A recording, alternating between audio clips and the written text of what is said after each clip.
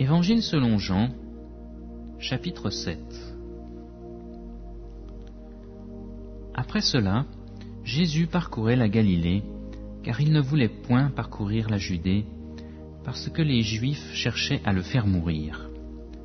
Or la fête des Juifs, celle des Utes, était proche. Ses frères lui dirent, « Pars d'ici et va en Judée, afin que tes disciples contemplent aussi les œuvres que tu fais. Personne n'agit en secret, s'il cherche à se mettre en évidence. Si tu fais ces choses, manifeste-toi au monde. » En effet, ses frères non plus ne croyaient pas en lui. Jésus leur dit, « Le moment n'est pas encore venu pour moi, mais pour vous, le moment est toujours opportun. Le monde ne peut vous haïr, il a de la haine pour moi, parce que je rends de lui le témoignage que ses œuvres sont mauvaises. Montez-vous à la fête. Moi, je ne monte pas encore à cette fête, parce que le moment pour moi n'est pas encore accompli. » Après leur avoir dit cela, il resta en Galilée. Quand ses frères furent montés à la fête, alors il y monta aussi lui-même, non pas de façon manifeste, mais comme en secret. Les Juifs le cherchaient pendant la fête et disaient, « Où est-il » Il y avait dans la foule beaucoup de murmures à son sujet. Les uns disaient, « C'est un homme de bien », mais d'autres disaient, « Non, au contraire, il égare la foule. » Personne toutefois ne parlait ouvertement de lui, par crainte des Juifs. On était déjà au milieu de la fête, quand Jésus monta au temple, et il enseignait.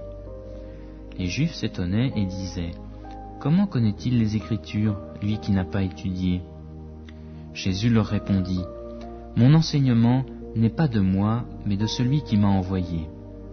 Si quelqu'un veut faire sa volonté, il reconnaîtra si cet enseignement vient de Dieu, ou si mes paroles viennent de moi-même. Celui dont les paroles viennent de lui-même cherche sa propre gloire. Mais celui qui cherche la gloire de celui qui l'a envoyé est vrai. Il n'y a pas d'injustice en lui. Moïse ne vous a-t-il pas donné la loi ? Et nul de vous ne pratique la loi. Pourquoi cherchez-vous à me faire mourir ?» La foule répondit, « Tu as un démon. Qui cherche à te faire mourir ?» Jésus leur répondit, « J'ai fait une œuvre, et vous en êtes tous étonnés. Moïse vous a donné la circoncision, non qu'elle vienne de Moïse, car elle vient des patriarches. Et vous circoncisez un homme pendant le sabbat.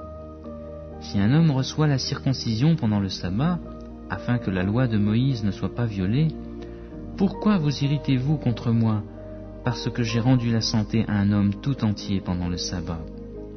Ne jugez pas selon l'apparence, mais jugez selon un juste jugement. »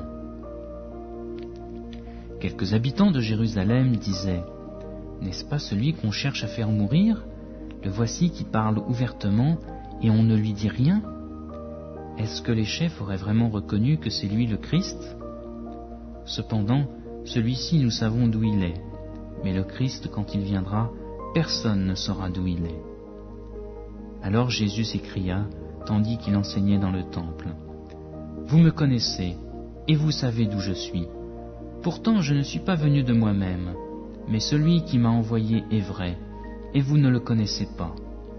Moi je le connais, car je suis là de sa part, et c'est lui qui m'a envoyé. » Il cherchait donc à l'arrêter, et personne ne porta la main sur lui, parce que son heure n'était pas encore venue.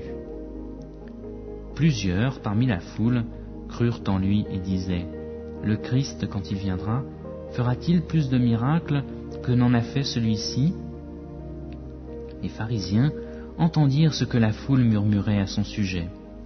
Alors les principaux sacrificateurs et les pharisiens envoyèrent des gardes pour l'arrêter. Jésus dit, « Je suis encore avec vous pour un peu de temps, puis je m'en vais vers celui qui m'a envoyé. Vous me chercherez et vous ne me trouverez pas, et là où je serai, vous ne pouvez venir. » Les Juifs dirent entre eux, « Où va-t-il se rendre pour que nous ne le trouvions pas? Va-t-il se rendre parmi ceux qui sont dispersés, chez les Grecs et enseigner les Grecs? Que signifie cette parole qu'il a dite?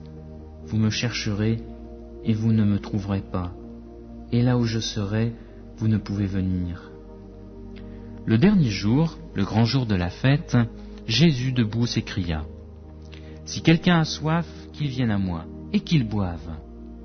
Celui qui croit en moi, des fleuves d'eau vive couleront de son sein, comme dit l'Écriture. » Ils disent de cela de l'Esprit qu'ils allaient recevoir, ceux qui croiraient en lui.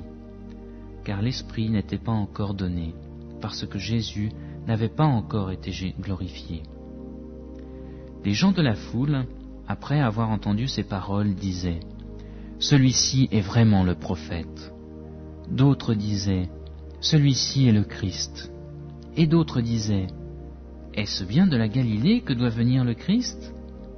L'Écriture ne dit-elle pas que c'est de la descendance de David et du village de Bethléem d'où était David que le Christ doit venir ? » Il y eut donc, à cause de lui, division parmi la foule. Quelques-uns d'entre eux voulaient l'arrêter, mais personne ne porta les mains sur lui. Les gardes retournèrent vers les principaux sacrificateurs et les pharisiens qui leur dirent : « Pourquoi ne l'avez-vous pas amené ?» Les gardes répondirent : « Jamais homme n'a parlé comme parle cet homme. » Les pharisiens leur répliquèrent : « Est-ce que vous aussi vous avez été séduits ? Y a-t-il quelqu'un des chefs ou des pharisiens qui ait cru en lui ? » Mais cette foule qui ne connaît pas la loi, ce sont des maudits. Nicodème, qui était venu précédemment vers Jésus et qui était l'un d'entre eux, leur dit : « Notre loi juge-t-elle un homme avant que l'on ait entendu et qu'on sache ce qu'il a fait ? » Ils lui répondirent : « Serais-tu toi aussi de la Galilée ? Cherche bien, et tu verras que de la Galilée il ne sort pas de prophète. »